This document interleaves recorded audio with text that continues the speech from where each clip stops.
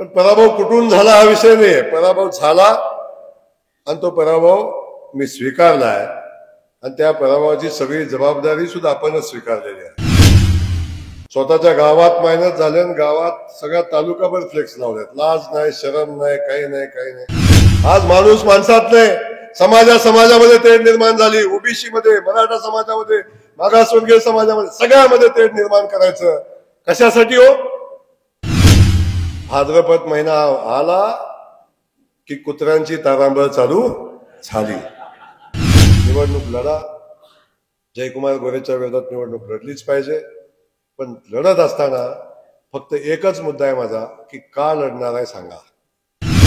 तेज घाला आणि 22 नेते एकत्र बसा. एकटाच पुढे बसणार. एक म्हणते दाढीवाल्याची जिरवली आणि तीच म्हणते मी आता काय मिशीवाल्याच जिरवली, आता दाढीवाल्याच जिरवायच्या. पण त्याला दाढी बी नाही मिशी बी नाही, त्याचं काय जिरवायचं सांगा मला. निर्लज्यासारखं याचं 5 वर्षात म्हणायचं मी 5 वर्षात तुमच्याकडे आलो नाही, मला लाज वाटते याची, पण मी आलोय आता.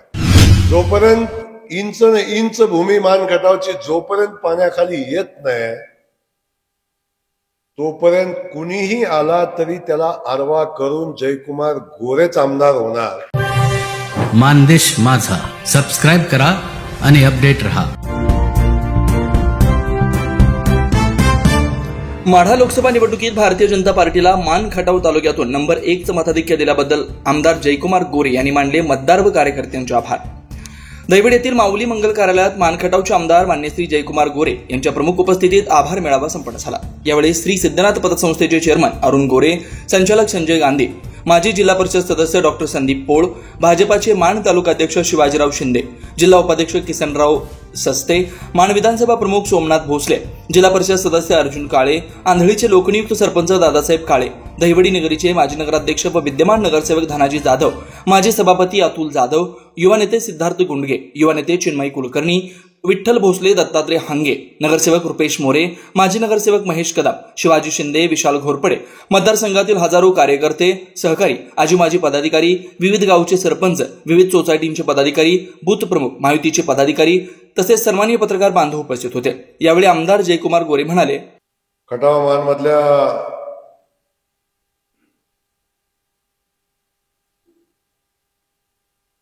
माझ्या सगळ्याच कार्यकर्त्यांनी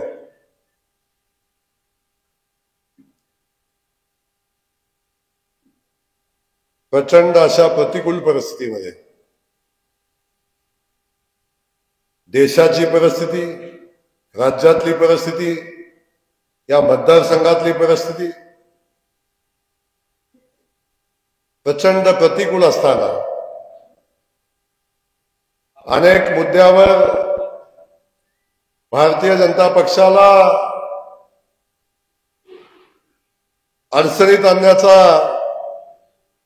प्रयत्न सगळ्या बाजूने होत असताना मान खटावच्या जनतेनं मात्र माझ्या कार्यकर्त्यांनी ताकदीने ही निवडणूक लढवली. अनेक लोक या निवडणुकीमध्ये मान खटावमध्ये भारतीय जनता पक्ष मायनस कसा होईल, या निवडणुकीमध्ये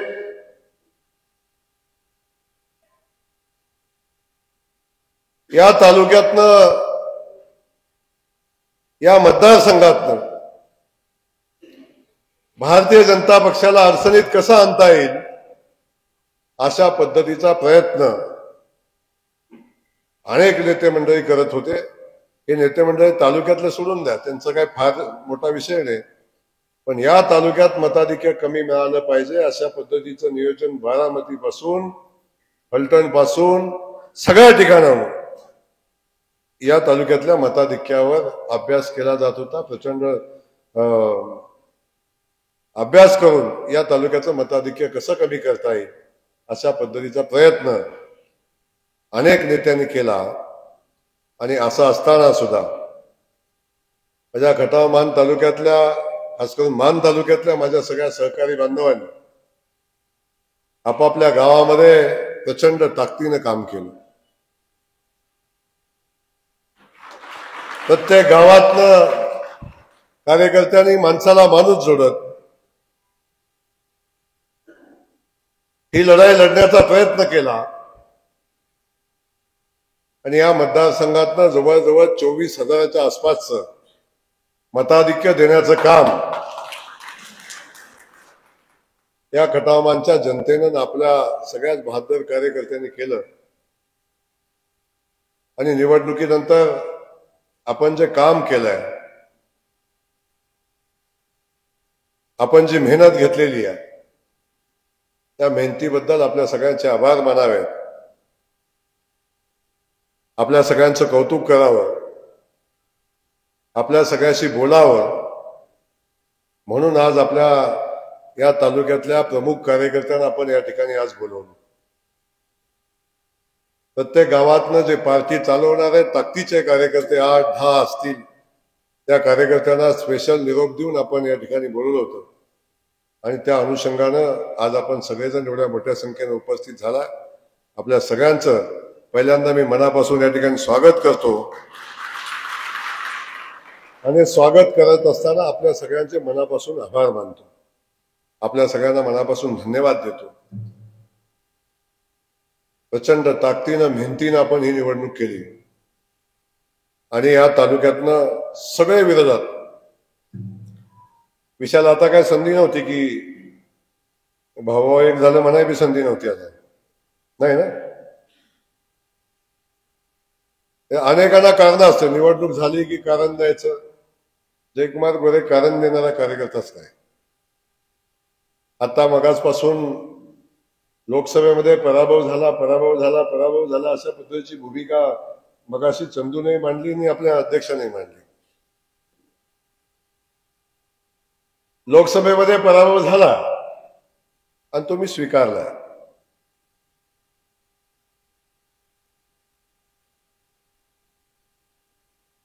पराभव खटावमान मतदारसंघात झालेला नाही.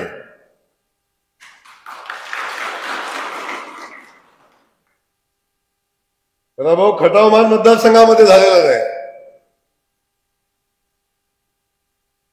पराभव फलटण मतदारसंघामध्ये झालेला नाही.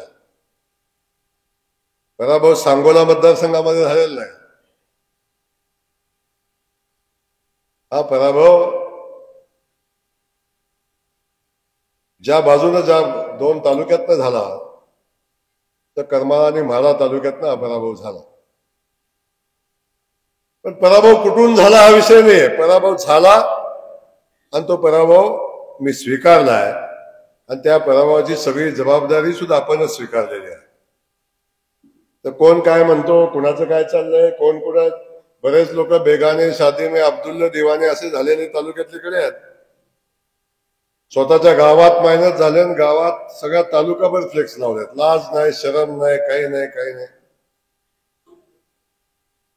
स्वतःच्या गावात मायनस आहे आणि तालुकाभर फ्लेक्स लावले. आणि फ्लेक्स लावताना एकही बघितलं का? यानं त्याच्या फ्लेक्सवर फोटो टाकला आणि त्यानं ह्याच्या टाकला आणि ह्यानं त्याच्या टाकला नाही. कुणी कुणाच्या फ्लेक्सवर फोटो टाकला नाही. पण स्वागताचं बोर्ड एवढ्यासाठी लागलं की आम्ही किती माती खाल्ली असली, आम्ही किती शेण खाल्लं असलं तरी जयकुमार गोरेंनी ठरवलेला उमेदवार पडला असं त्यांचं मत होतं. जयकुमार गोरेनं उमेदवार, भारतीय जनता पक्षात जयकुमार गोरे उमेदवार ठरवत नाही, तो भारतीय जनता पक्षाने ठरवला असेल, ठरवलेला उमेदवार होता. आणि यांचं म्हणणं असेल की तो जयकुमार गोरेने ठरवला होता, तर तो ठरवला होता, काही अडचण नाही. मी ठरवला होता, काही प्रॉब्लेम नाही. त्यामुळं ही परिस्थिती आपण बघितली, मतदारसंघातलं वातावरण बघितलं, या राज्यातलं वातावरण आपण बघितलं, या देशातलं वातावरण आपण बघितलं. अनेक लोक म्हणतात की देशामध्ये भारतीय जनता पक्षाचा पराभव झालाय, भारतीय जनता पक्षाचा पराभव झाला. मला यांच्या मेंदूचा कीव येते. पहिल्यांदा यांच्या मेंदूची कीव येते की जे म्हणतात भारतीय जनता पक्षाचा पराभव झालाय.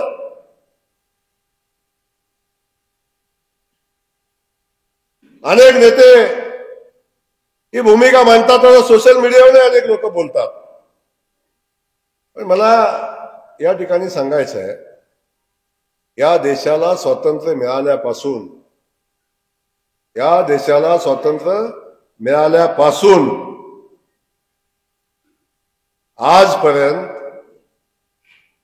फक्त पंडित नेहरू देशाचे 3 वेळा पंतप्रधान झाले आणि पंडित नेहरूंच्या नंतर देशाचे 3 वेळा पंतप्रधान झाले ते नरेंद्र मोदीजी आहेत आणि या निवडणुकीमध्ये ते पुन्हा देशाचे पंतप्रधान झाले. यांना आनंद कशात? 400 पार नाही झालं. कशात आनंद? 400 पार नाही झालं. यांना आनंद कशात?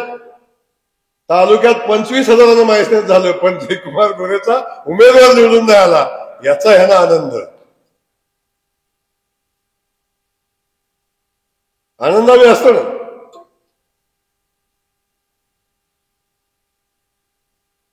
त्यामुळं या सगळ्या गोष्टी आपण लक्षात घ्या. भारतीय जनता पक्ष गेल्या 3 पंचवार्षिक सत्तेत आहे. एखाद्या गावचा सरपंच 5 वर्ष झाला तर पुढच्या वेळी त्याला निवडून येणं अवघड असते. सलग 2 टर्म, सलग 3री टर्म, जेव्हा सलग 3 वेळा पंतप्रधान म्हणून मोदीजी शपथ घेत आहेत, तेव्हा हे आनंद व्यक्त करतायत की आमच्या 99 सीटा आल्या, कोण म्हणते आमच्या 8 सीटा आल्या, कोण म्हणते आमच्या किती सीटा आल्या. पण एक परिस्थिती समजून घ्या. असा एक नेरेटिव्ह सेट केला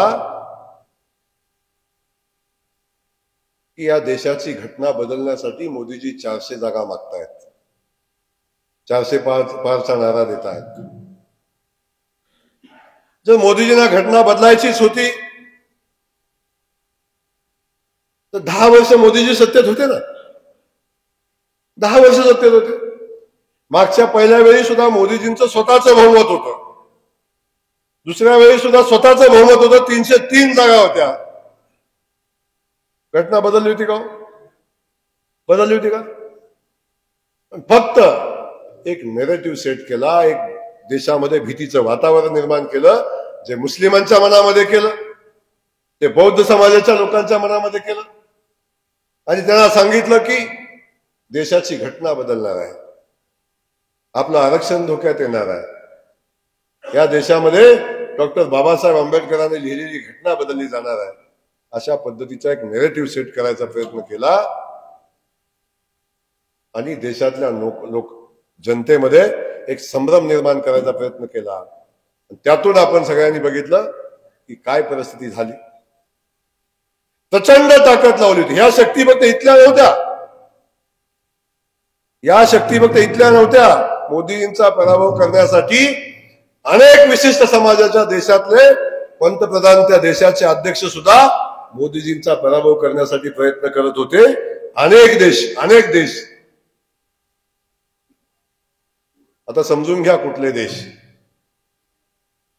हा अजेंडा इथून नव्हता ठरला, अनेक देशातून ठरलेला होता आणि एकमेव हिंदू राष्ट्र आहे.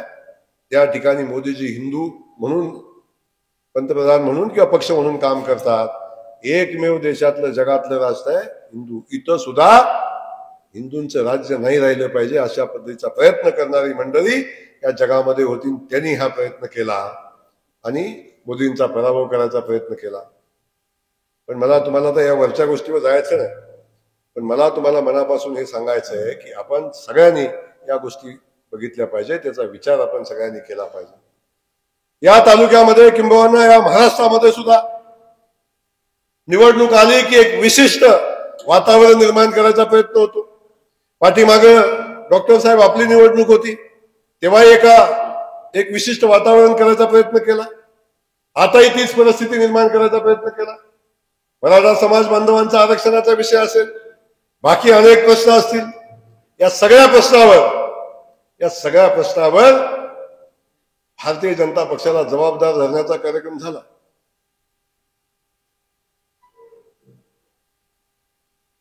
आणि झाला हे होत असताना मी कायम आपल्याला सांगत होतो की बाबांनो, आजपर्यंत मराठा समाज बांधवांना आरक्षण मिळालं पाहिजे ही भूमिका जयकुमार गोरेंत घेतलेलीच आहे. आजही माझी ती भूमिका आहे की मराठा समाज बांधवांना आरक्षण मिळालंच पाहिजे आणि ते देण्याचं काम भारतीय जनता पक्षाच्या सरकारनं केलं. शिंदे साहेबांच्या आणि फडणवीस साहेबांच्या सरकारनं ते आरक्षण देण्याचं काम केलं. पण हे आरक्षण लोकांच्या पर्यंत लोकांना मिळतंय किंवा मिळालंय हे सुद्धा जनतेपर्यंत पोहोचू दिलं नाही. एक असा विशिष्ट नेरेटिव्ह तयार केला की आरक्षण मिळालंय हा विषय चर्चेतच नाही आला. कुठं आला चर्चेत? कुठं आलाच नाही चर्चेत. त्याचा चर्चा चाललंय आरक्षण मिळालंय ते. मग आपण लोकांच्या पर्यंत पोहोचायला कमी पडलो, आपण लोकांना सांगायला कमी पडलो का काय माहिती नाही. परंतु एक समजून घ्या की ज्या समाजाला आरक्षण दिलं 10% आरक्षण दिलं. मला सांगा, जे शरद पवार साहेब आहेत, आजपर्यंत या राज्याचा नेता जाणता राजा म्हणून घेणारे शरद पवार साहेब आहेत.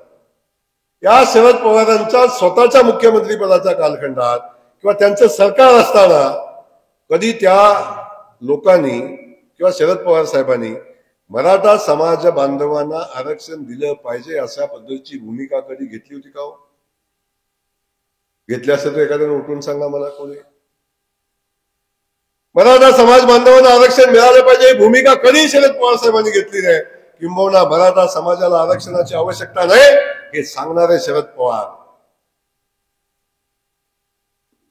आणि मराठा समाजाला आरक्षण दिलं पाहिजे म्हणून भूमिका घेणारे आणि पहिलं 2019 साली पहिलं आरक्षण कुणी दिलं असेल तर ते देवेंद्र फडणवीस साहेबांनी दिलं. ते देणारे एका बाजूला भारतीय जनता पक्ष देवेंद्र फडणवीस साहेब. जेव्हा पुन्हा पवारांचं सरकार आलं तेव्हा ते आरक्षण गेलं.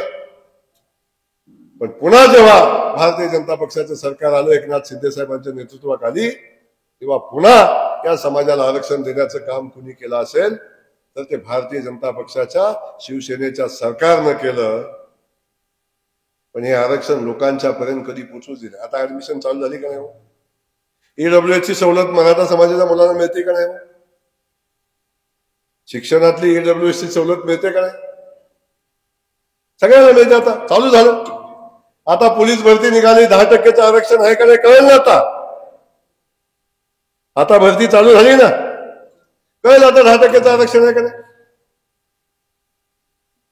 या सगळ्या परिस्थितीमध्ये फक्त एक नेरेटिव्ह सेट करायचा प्रयत्न केला आणि तो कुणी केला? पवार साहेबांनी, ज्यांनी आजपर्यंत कधीच मराठा समाजाच्या हिताची भूमिका घेतली नाही ते पवार साहेब. सांगा, एक काम पवार साहेबांनी कधी मराठा समाज बांधवांसाठी केलं? जेवढं केलं असेल तेवढं देवेंद्र फडणवीस आणि भारतीय जनता पक्षाच्या सरकारनं केलं. सारथीची स्थापना, अण्णासाहेब पाटील महामंडळाची स्थापना, अण्णासाहेब पाटील महामंडळातनं बिनव्याजी कर्ज मराठा बांधवांना आता मिळतंय. एक नेता तालुक्यातनं फिरतोय सगळीकडे, अण्णासाहेब पाटील महामंडळातनं कर्ज देतो फिरतोय ना गावागावात. आता अण्णासाहेब पाटील महामंडळाची स्थापना भारतीय जनता पक्षानं केली. आता देवेंद्र फडणवीस साहेबांनी केली.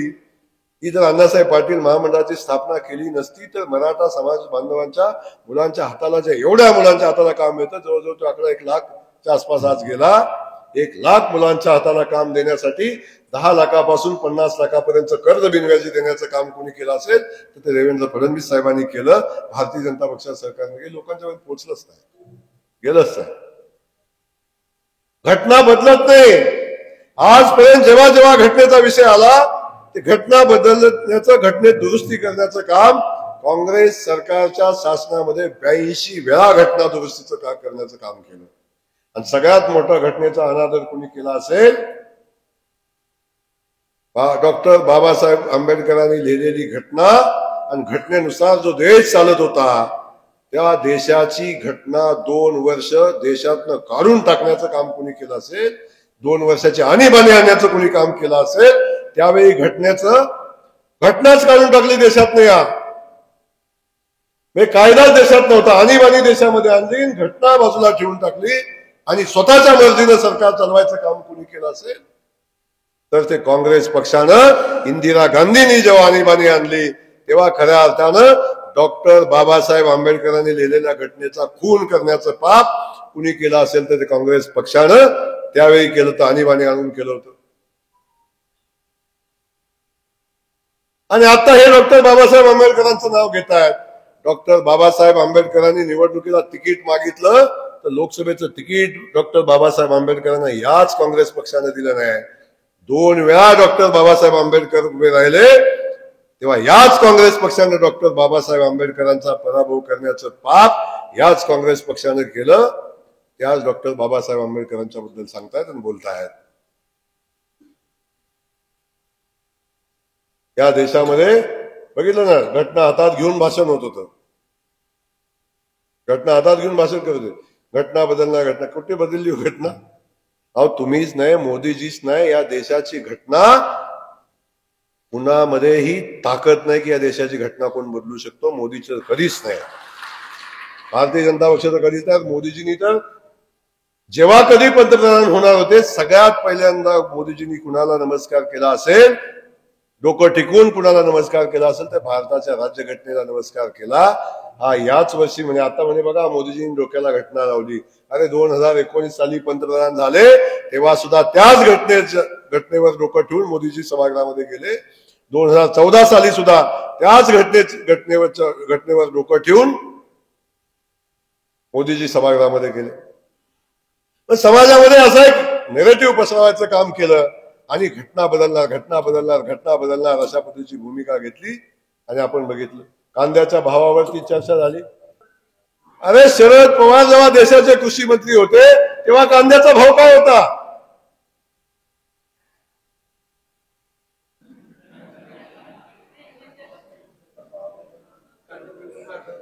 अरे हेच कांदे फेकून शरद पवारला मारले, ध्यानात गेलं तुमच्या?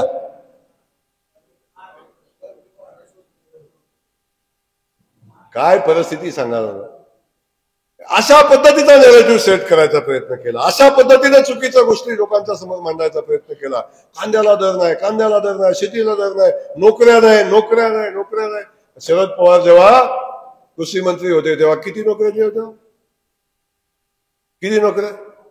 मानमधले 2-3 लाख पोरं कामाला लागली होती. कडे 2-3 लाख तर सहज लागले असतील. किती पोरं कामाला लागले? शरद पवार जेव्हा देशाचे कृषी मंत्री होते, राज्याचे मुख्यमंत्री होते तेव्हा एकही तरुण या राज्यामध्ये बेकार नव्हता. सगळ्यांच्या हाताला काम होतं. सगळ्यांच्या हाताला काम होतं. होतं ना? होतं का नव्हतं? काय हसतायला का नो? या सगळ्या गोष्टी बारकाईनं बघा. आजपर्यंत हे कधी चर्चा झाली का? भारतीय जनता पक्षाचं सरकार आलं, देवेंद्र फडणवीस साहेब होते म्हणून आज खटावमानमध्ये पाणी वाहतंय, याची चर्चा झाली का? कुठं झाली? कुठं चर्चा झाली? चर्चा कुठं? या शरद पवारांनी, याच लोकांनी या खटावमानच्या मातीला पाण्यापासून वंचित ठेवलं, कायम दुष्काळी ठेवलं, याची चर्चा झाली का कधी? नाही. आमच्यात नाहीत कधी, ही फिरतच नाही. सगळं नाव घेतात. वेळ पडली की पवार साहेबांचं नाव, वेळ पडली की अजितदादाचं नाव, आणि वेळ पडली की मामाला भारतीय जनता पक्षात घेताय का? हे निष्ठावान, निष्ठा सांगणारे गडी एवढे असे आहेत. पण मला तुम्हाला सांगायचंय बाबांनो, तुम्ही अजून विचार करा, अजून या गोष्टी बारकाईने तपासा, अजून या गोष्टी समजून घ्या. या देशामध्ये अशा पद्धतीची अराजकता कधी नव्हती आणि महाराष्ट्रात तर कधीच नव्हती. महाराष्ट्र एक पुरोगामी प्रगत राज्य म्हणून अख्ख्या देशातलं सगळ्यात मजबूत राज्य आणि सगळ्यात विचारी राज्य म्हणून महाराष्ट्राकडे बघत होतो. आणि जेव्हा कधी जातीपातीचा विषय येईल, जेव्हा कधी अनागोंदी मादाचा विषय येईल, तेव्हा आपण बिहारचं नाव घ्यायचो ना बिहारचं नाव. अरे आज महाराष्ट्राची अवस्था माणूस माणसात राहिला नाही. आज माणूस माणसात नाही. समाजामध्ये तेढ निर्माण झाली. ओबीसी मध्ये, मराठा समाजामध्ये, मागासवर्गीय समाजामध्ये, सगळ्यामध्ये तेढ निर्माण करायचं. कशासाठी हो? कशासाठी? ह्यांचं राजकारण टिकवण्यासाठी. समाज मेला तरी चालेल, पण माझं राजकारण टिकलं पाहिजे, माझ्या मुलीचं राजकारण टिकलं पाहिजे. राज्यात किती अराजकता माजली चालेल, किती समाजामध्ये वाद झाले चालतील, पण माझी मुलगी खासदार झाली पाहिजे. ही भूमिका घेऊन काम करणारी लोक लक्षात घ्या. मी आज मराठा समाज बांधवांना सांगतो, चुकून माकून जर काय गडबड झाली आणि यांचं सरकार आलं तर मराठा समाजाला आरक्षण हे देऊच शकत नाही. आरक्षण दिलंयच आणि हे कायम टिकवून दाखवण्याचं काम आणि कायम आरक्षणासोबत राहण्याचं काम फक्त भारतीय जनता पक्ष आणि देवेंद्र फडणवीसच करू शकतात. दुसऱ्या कोणामध्ये ताकद नाही आणि लोक करू शकत नाही. तर हे पाप आज राज्यामध्ये जातीपातीचं वातावरण तयार झालं. आज अनेक मतदारसंघामध्ये आपण बघितलं काय अवस्था झाली. ही समाज व्यवस्था आपल्यामध्ये कधीच नव्हती आपल्याकडे ही परिस्थिती. आज जातीपातीवर निवडणुका झाल्या.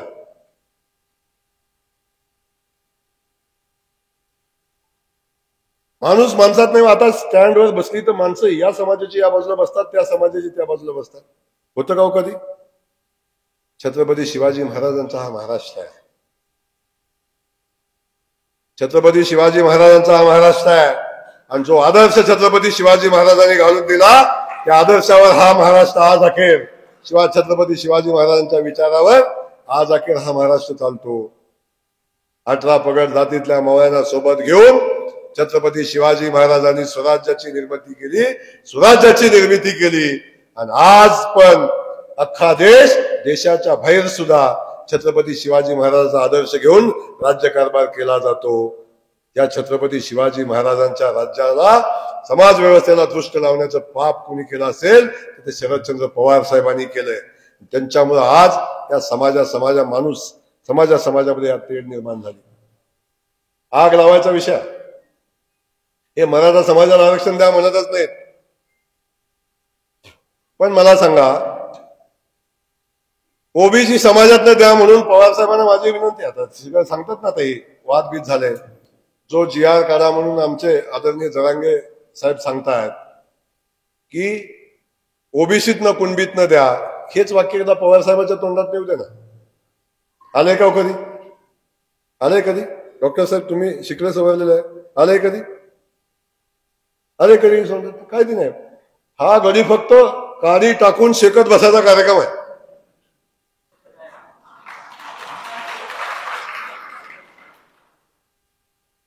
एवढं तुम्ही सांगताय, एवढं तुम्ही बोलताय तर सांगा ना एकदा या सगळ्या सोयऱ्यांना दिलं पाहिजे. एकदा पवार साहेबांनी जाहीर करा ना. कळलं जाहीर त्यांनी.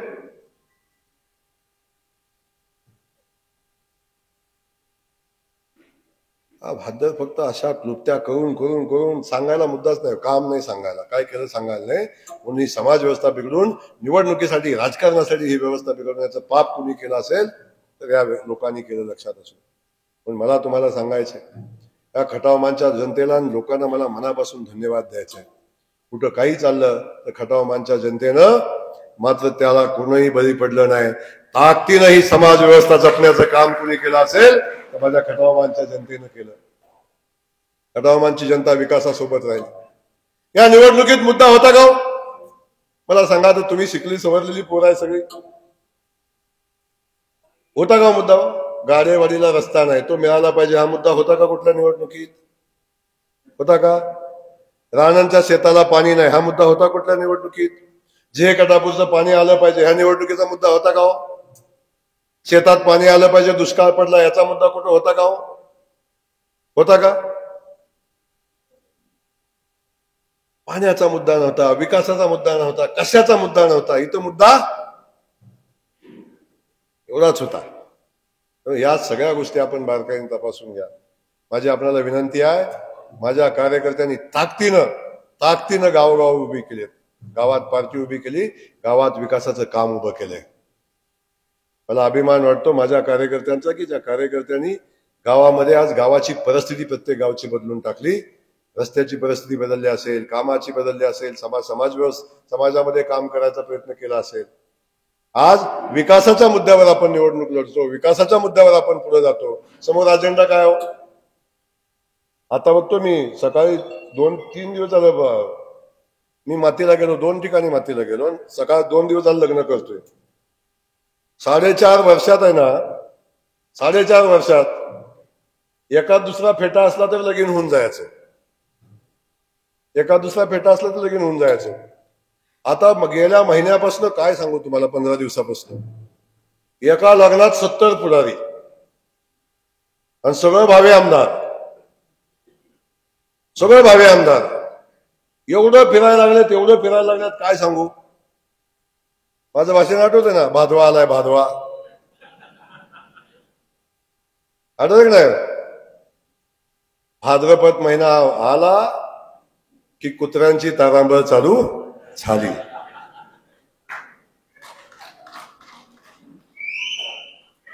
भाद्रपद महिना आला की कुत्र्यांची तारांबळ चालू झाली. पण संधी एकालाच मिळते ज्याच्यात दम आहे त्याला.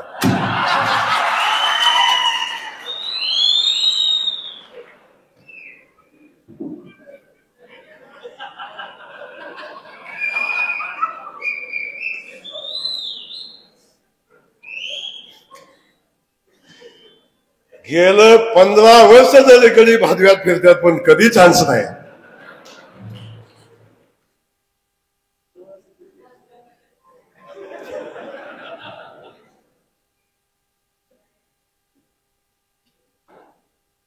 एका गावात 2-2 आमदार, वर कुठे मलवणीत एक खासदार एक आमदार.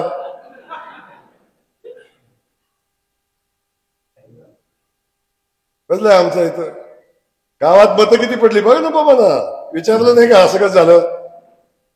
आबाई दादाला विचारलं नाही असं कसं झालं? एका गावात 2 आमदार 2 खासदार, गावात मतं. तिकडे नमसोडात 2 आमदार. त्यांनी प्रेस कॉन्फरन्स घेतली,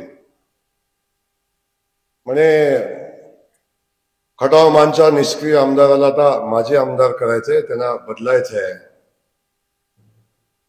देशमुख निमसोडचे. अहो काय सांगू त्या देशमुखांचं कर्तृत्व. ते देशमुख आहेत माहितीत ना, देशमुख.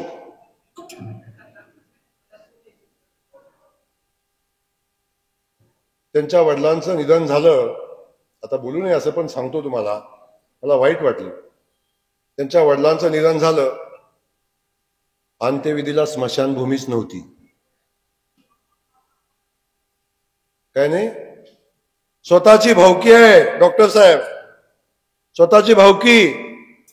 एवढ्या मोठ्या गावात देशमुख भावकीला अजून स्मशानभूमी बांधता आली नाही, एवढा कर्तृत्वांकडे आहे.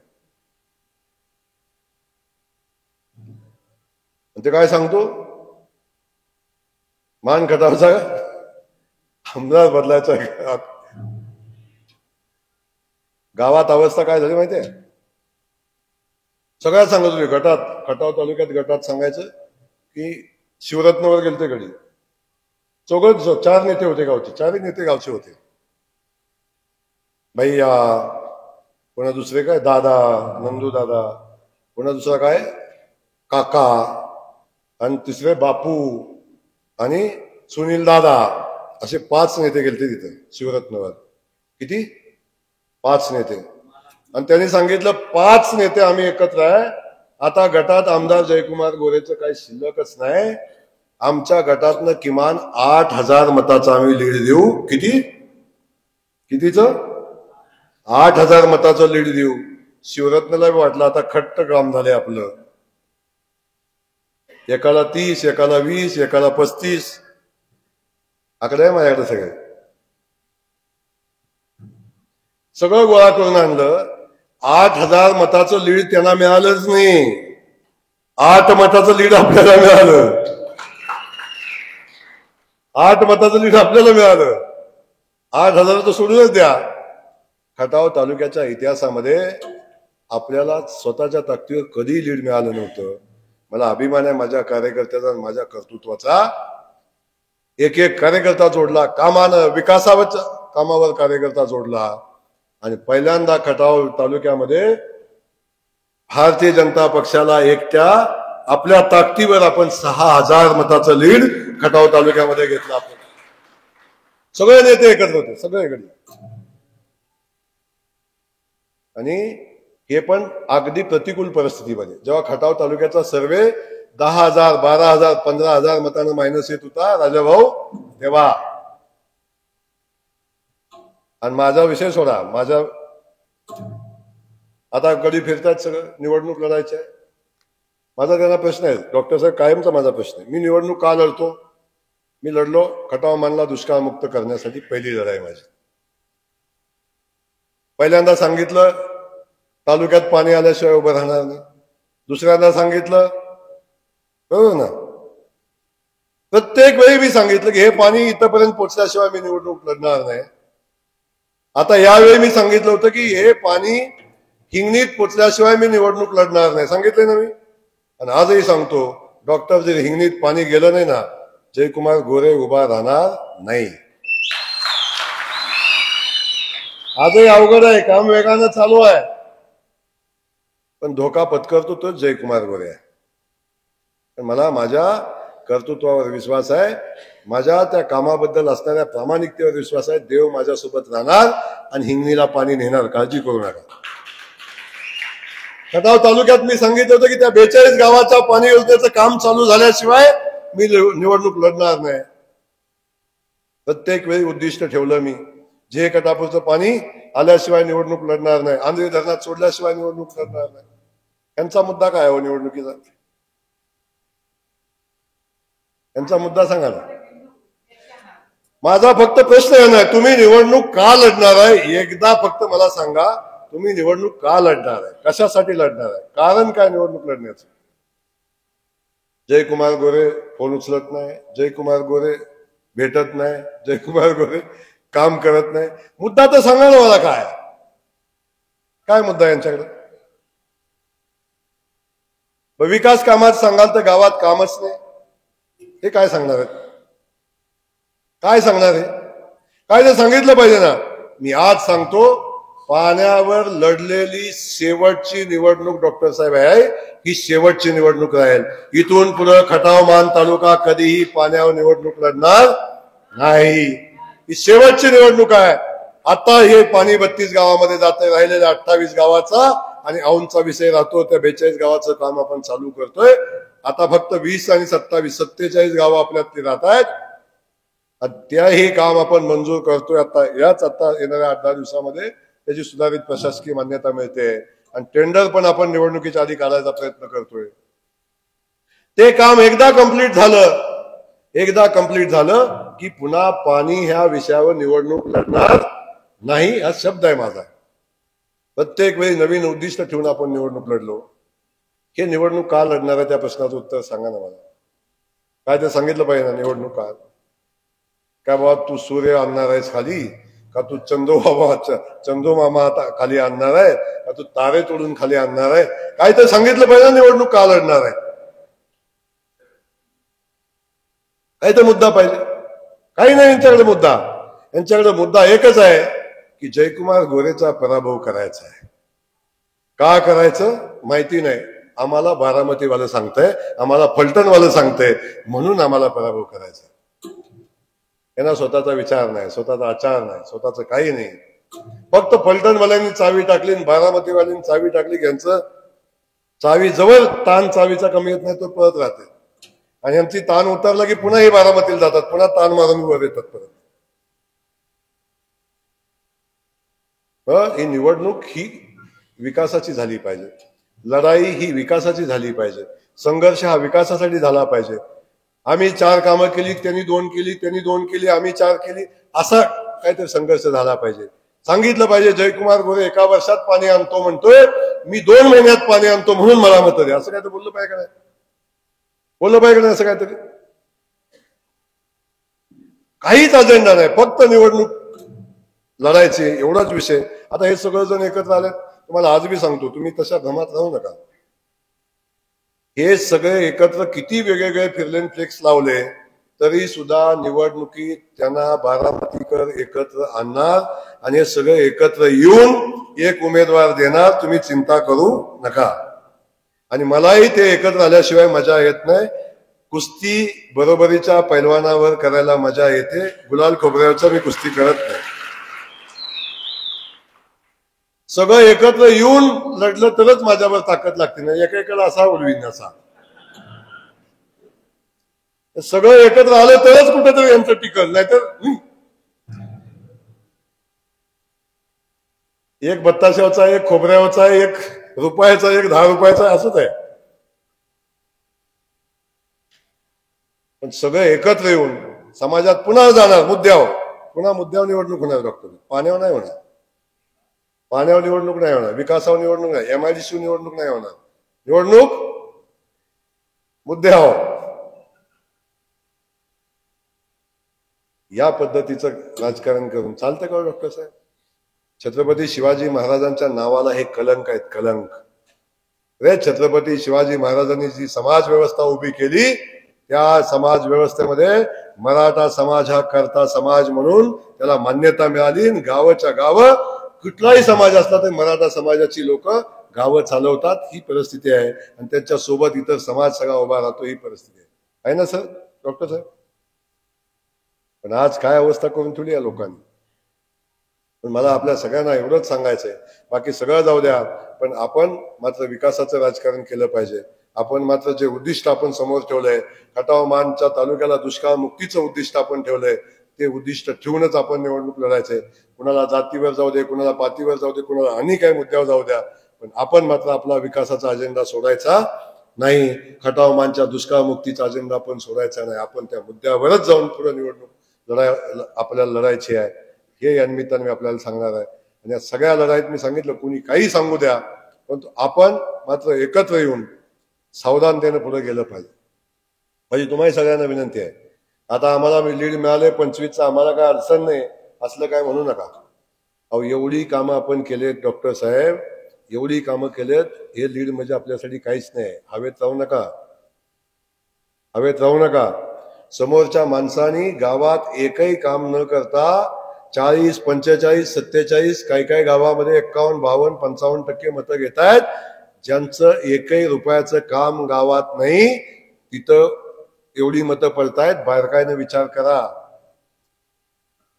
अरे तुम्ही सहज येताय आणि आमदाराला फोन करताय, मग फोनवरनं कामं नेताय, फोनवरनं DP बसतोय, फोनवरनं लाईटचं पोल येतात, फोनवरनं पोलीस स्टेशनचं काम होतंय, फोनवरनं तहसीलदारचं काम होतंय, फोनवरनं कलेक्टरचं काम होतंय. कुठलं काम मला सांगा. फुटबॉलवाले बसला इथं, तुम्ही सरपंच, एक काम सांगा की जे तुम्ही मला सांगितलं जयकुमार गोरेनं केलं नाही, असं एक काम मला सांगा. एक काम सांगा मला उठून. अरे त्या डोंगरावर पाणी आणण्यासाठी जयकुमार गोरेनं काय काय केलंय तुम्हाला माहिती आहे का? अरे खुटबाव सारखं एक गाव पाणी योजनेपासून वंचित होतं, त्या गावाला पाणी देण्यासाठी आपण काय काय केलं असेल. शेवटी ती योजना मंजूर केली आणि खुटबावला झेकटापूरचं पाणी देण्याचा निर्णय घेतला. आणि जेव्हा निर्णय घेतला तेव्हा खुटबाव महिन्यात झालं. जो जो शब्द तोंडातनं काढलाय ते काम जयकुमार गोरेनं दिलंय तुम्हाला. कधीच कुठं काय कमी पडू दिलं नाही. आणि हे सगळं होत असताना प्रत्येक वेळी जयकुमार गोरेला निवडणुकीला संघर्ष करायला लागतो. लक्षात ठेवा, प्रत्येक वेळी जयकुमार गोरेला संघर्ष करायला लागतो. संघर्षातली मजा वेगळी असते ती सोडा, पण हे का घडतंय याचाही विचार आपल्या सगळ्यांना करायला लागेल.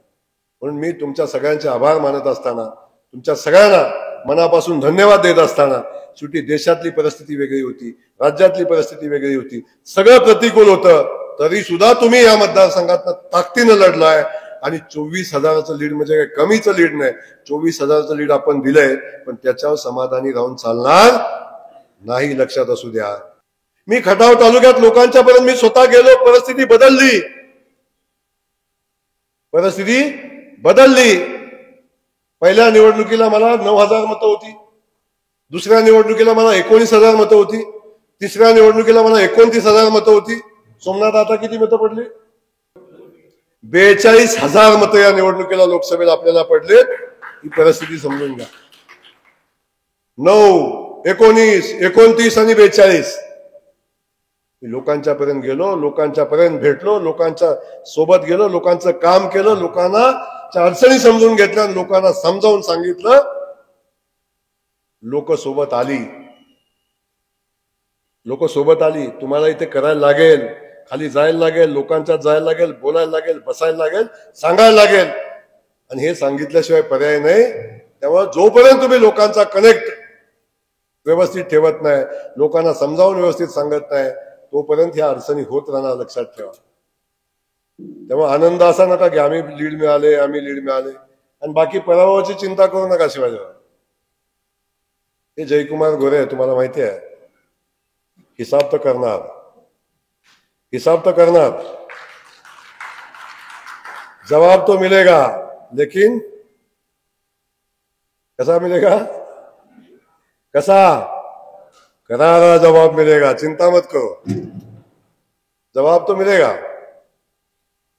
त्यामुळं बाकीचं सोडा माझ्यावर, चिंता करू नका. पण अरे मला मान खटावची काळजी कधी कमी होणार आहे याचा विचार कधीतरी होऊ द्या ना. असं कधीतरी वाटू द्या, भाऊ तुम्ही जावा त्या 2 मतदारसंघामध्ये, 3 मतदारसंघामध्ये 2 जिल्ह्याचं राजकारण करा. नुसतं मंत्री झाला पाहिजे भाऊ, कशाला? सगळ्यांना भाऊ मंत्री झालं पाहिजे, पण मतदारसंघात बाहेर जाऊ नका निवडणूक आली.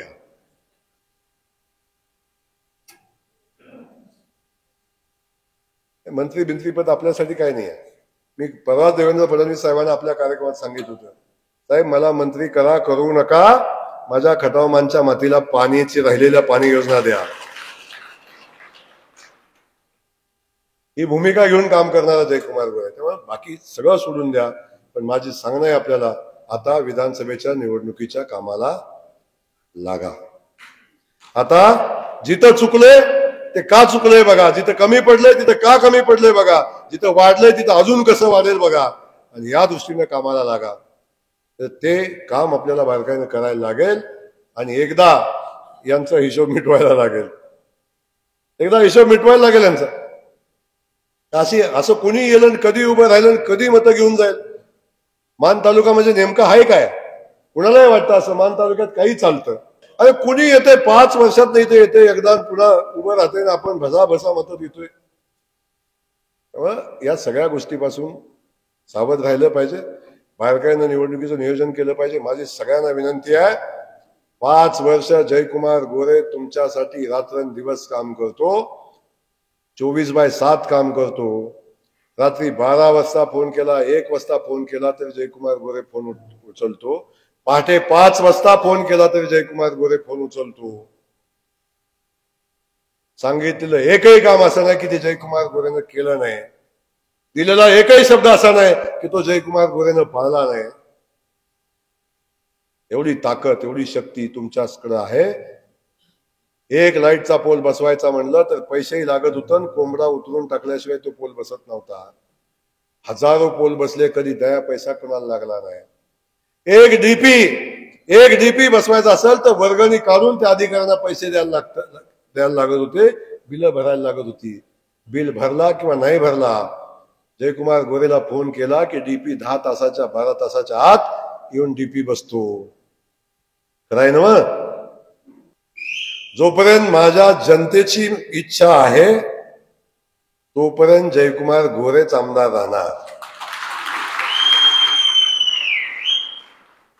आणि जोपर्यंत मान खटावचा प्रत्येक शेतकऱ्याच्या बांधावर पाणी पोचत नाही, जोपर्यंत इंच भूमी मान खटावची जोपर्यंत पाण्याखाली येत नाही, तोपर्यंत कुणीही आला तरी त्याला आडवा करून जयकुमार गोरेच आमदार होणार. तुम्ही बिलकुल चिंता करू नका, काही होऊ दे.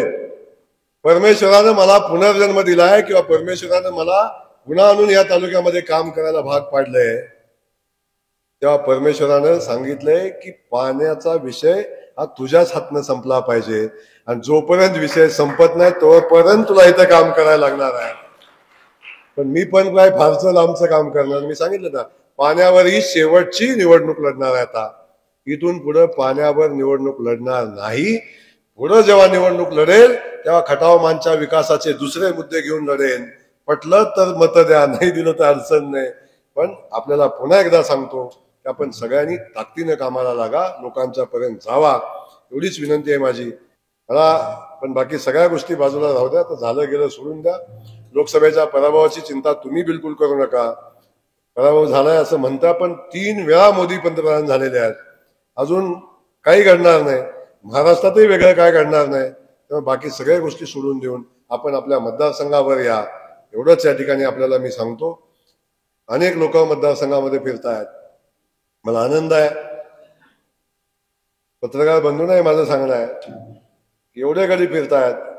आता कोण चपलाच्या दुकानात बसतोय, कोण बुटाच्या दुकानात बसतोय, कोण कुठं चहा पितोय, कोण कुठं जातोय, बघतोय मी.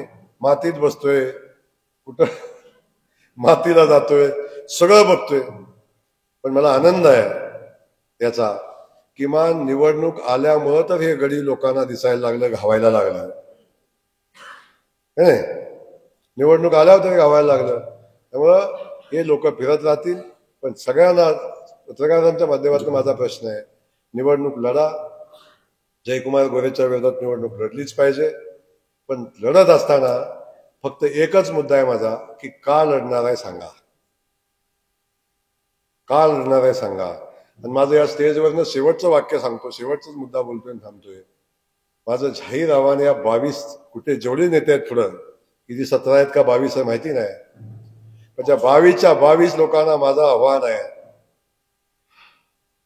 2009 पासून 2019 पर्यंत जयकुमार गोरेंनी ज्या मुद्द्यावर निवडणूक लढवली, ज्या मुद्द्यावर निवडणूक लढवली, जो जो शब्द मी माझ्या गावकऱ्यांना दिला, त्या शब्दाची पूर्ती केल्याशिवाय जयकुमार गोरेनं पुढची निवडणूक लढवली नाही. माझं आव्हान आहे. मध्ये मी औंधमध्ये एक पाणी पे चर्चा कार्यक्रम घेतला होता, पाणी पे चर्चा कार्यक्रम घेतला होता, आणि तेव्हा चर्चा केली होती पाण्याच्या विषय. असाच एक कलह निर्माण झाला होता. तेव्हा मी सांगितलं होतं की तुम्ही प्रश्न विचारा, मी उत्तर देतो. समाधान झालं तर ठीक आहे. तसंच या 22 नेत्यांना माझं आव्हान आहे, तुम्ही सांगाल तिथं, सांगाल त्या गावात, म्हणाल तिथं स्टेज घाला, स्टेज घाला. आणि 22 नेते एकत्र बसा. एकटाच पुढे बसणार, एकटाच पुढे बसणार. फक्त मी दिलेला शब्द, जो शब्द मी लोकांना दिला होता आणि तो पूर्ण झाला नाही, हा मुद्दा फक्त मांडा. मानखटावच्या विकासावर चर्चा करा, माझ्या कामावर चर्चा करा, मी केलेल्या कामावर चर्चा करा, आणि तुम्ही काय करणार आहे हेही सांगा. होऊन जाऊ द्या एकदा.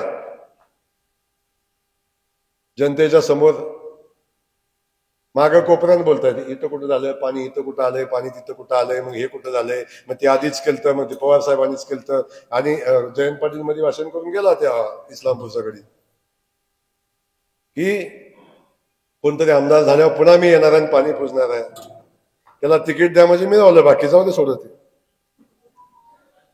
तिकीट तर द्या त्याला. काय अवघड आहे आता, देशमुख साहेबांचं अवघड झालंय. मला कळलं झालंय, बिचारा 5 वर्ष पळते आणि ती एकटंच बाजूला राहिले, बाकी सगळं कधी पुढे. मला कधी कधी चिंता वाटते मला या सगळ्या गोष्टीची. खरं काय खोटं काय, बरोबर. माझं म्हणणं असं आहे की ते बिचारा एवढं पळत होतं, 5 वर्ष एकटंच होतं, ती पळत होतं इकडं तिकडं इकडे तिकडं. किमान काम धाम नाही करू दे, पण किमान इकडे येत जात तरी होतं. आता ती राहिलं मागं, बाकीच कुरवलं फिरायला लागलं पुढं. कोण विचारलं ना, फोटो लावायला ना, कोण बोल ना, काही नाही. पण ते दुसरं अजब आणि दुसरं एक नवीनच आश्चर्य, कोण जात नाही, खाली उतरलं ती म्हणलं मलाच फायनल झालंय. मलाच फायनल. ती पहिल्यांदा 5 वर्षांनी मला लग्नात दिसला. आज 5 वर्षांनी पहिल्यांदा दसवेला आले. ती मध्ये गावात गेलं, म्हणलं मला माफ करा, मी 5 वर्षात आलो नव्हतो, पण तरी पण तुम्ही माझ्यावर प्रेम करता. तुझ्यावर नाही बाबा, मटणावर प्रेम करतात ती. आता त्याचा समज झाला. 11 वाजेपर्यंत ही माणसं बसल्यात. जेवण काय, जेवण कुणाच्या घरी मिळतं, जेवण कुणाच्या घरी मिळतं. 11 वाजेपर्यंत माणसं बसल्या, अजून एक माणूस सुटला नाही. ऐकतोय, बोलतोय, चर्चा करतोय. हे प्रेम आहे. पण 3 वेळा पडलं तरी म्हणते आमदाराला बघतो, सोडतच नाही यावेळी. कोण म्हणते दाढीवाल्याला बघतो, कोण म्हणते विषय, पण दाढी बी नाही मिशी बी नाही.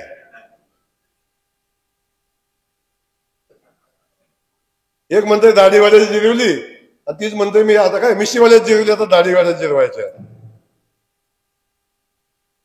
पण त्याला दाढी बी नाही मिशी बी नाही, त्याचं काय जिरवायचं सांगा मला.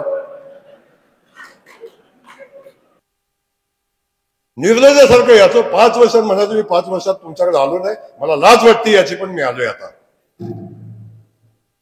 असली सगळी माणसं पुन्हा निवडणुका लढतात. ही सगळी परिस्थिती तुमच्या सगळ्यांच्या समोर आहे. पण बाकी सगळं जाऊ द्या. आपली लढाई विकासाची आहे, आपण कामाची आहे, पाण्याची आहे. या तालुक्याच्या स्वाभिमानाची लढाई आहे.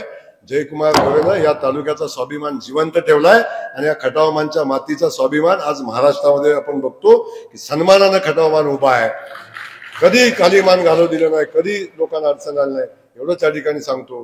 पुन्हा एकदा आपण जे काम केलंय, ज्या ताकदीनं आपण काम केलंय निवडणुकीमध्ये, एवढ्या प्रतिकूल परिस्थितीमध्ये आपण खटावमानच्या जनतेनं या तालुक्यातनं 24,000 मताचं लीड रणजित दादांना दिलं. आपल्या सगळ्यांना पुन्हा एकदा मनापासून धन्यवाद देतो आणि येणाऱ्या निवडणुकीला विधानसभेच्या निवडणुकीच्या कामाला लागा एवढीच विनंती करतो. थांबतो. जय हिंद, जय महाराष्ट्र.